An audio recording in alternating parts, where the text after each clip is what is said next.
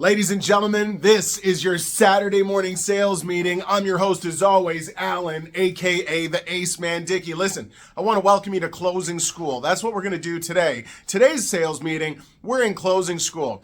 Now look, a lot of you are going to have buyers at your desk today, but the problem is you're treating them like customers and you're not prepared for them, which is why they're going to walk away and they're going to think about things today. However, this is Closing School. Why? Because we're going to start off this meeting by everyone in the room identifying that you're dealing with buyers today. You are going to solve their perceived challenges and we are going to close. Now, this is Closing School for today. I want to give you a tip, all right? Many of you, and I see it in all of the dealerships that I travel through all across the globe, the continent, okay? It's the same thing. The second I throw a piece of resistance at you, an objection as you call it, because again, that's big and scary. Resistance, that's what I deal with, and I play with it like a cat does a ball of yarn. Why? Because I'm prepared.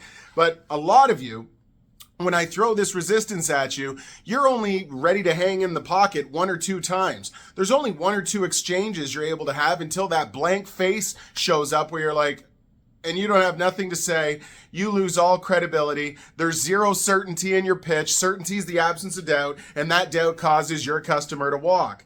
So I want to give you the tip. Welcome to Closing School. The tip today is the close, okay, the process to the close. It's all found behind the questions, right? When you run into resistance with your clients and you don't quite know how to handle it yet, it's because you don't have enough ammunition. You haven't gotten enough information from your client directly that's going to allow you to make sense of a situation to close them. And questions is what is ultimately going to get them talking a little bit more to reveal some little indicators or little ideas or little things that you can zero in on to ultimately close a deal. Let me give you an example. Many of you are going to hear a customer say, well, you know what? You're the first product, okay, that I'm looking at, and we're shopping you against the other product and the other product, so we need to go and test drive them, and we'll give you a call if you're the one that wins. And then 90% of you are like, and you don't have nothing to say. Why? Well, because they're closing you. They're providing you enough logic and justification for them to leave the dealership, and when you've got your tongue tied, all you do is go silent and reinforce their current mindset, which makes them feel confident about, yeah, we're making the right decision. It's time to leave. Let's go.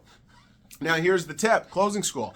I want you to get this into your head. You need to ask a question at that point, right? Questions are literally going to get your client to start talking again, and then what comes out of their mouth is going to provide you with some ammunition to reapproach them with better solutions, because obviously the solution you came up with wasn't sufficient. They're giving you reasoning as to why they're going to leave. So an example of this would be in the instance where the customer says, hey man, we're looking at you and two other models, two other options, and you're the first visit, right? So we need to go and drive those ones, okay? And then we'll let you know if you made the cut.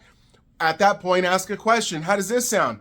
What is it you're looking to find in the other models you intend on looking at that you haven't found in our current vehicle? What's that going to do? That's going to get them talking. Oh, well, I just want to test the drive. Let's go with another question. Hey, is it fair to assume that all these brand new 2024 model vehicles are all probably going to drive really well, right? Do you really think you're going to be surprised when you go and try another 2024 vehicle that, oh my God, this drives just terrible? Another question. Because if you've done a proper meet and greet and you've gotten enough information, there will be areas that you can close on. Hey, sir, you said you were a big fan of like traveling, camping, loading up the vehicle for the weekend, and then going off with the family.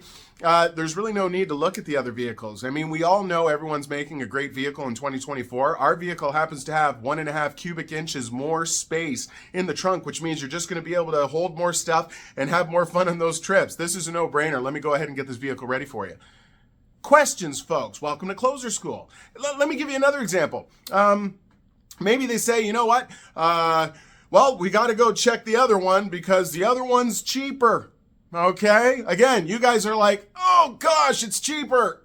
And you get still. There's nothing to say. All you do is reinforce that their thinking is good, and you give them confidence to leave. Let's try another question. Hey, that makes sense, sir. Always agree first. Welcome to Closing School. How about this question? I'm just curious, sir. If all of the vehicles were the exact same, right? They all cost the exact same amount of money, which one would you want and deserve to drive? If you've done your job correctly, they're going to say, oh, well, I'd love yours. At which point, you start asking some more questions. Sir, the way I look at it, our vehicle, I believe, is $1,800, $2,500, $4,000. More of an investment than the other competition's vehicle. Competition, I don't even know if I'd call it that. Let me explain to you exactly what you're getting for this $2,000 difference. You see, what it does is it opens you up to an opportunity to discuss exactly what it is they're getting by doing business with you and your vehicle for $2,000. Some of you are doing deals over 96-month terms. We're talking about $20 a month, raw math, right?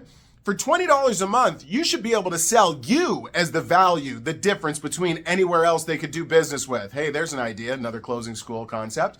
So folks, I could go on until I'm blue in the face. Why? Because I'm prepared and I'm ready. But what I want you to do is start putting in the work to become prepared. And the solution to all of your frozen faces when customers say something that you don't have the answer to is questions.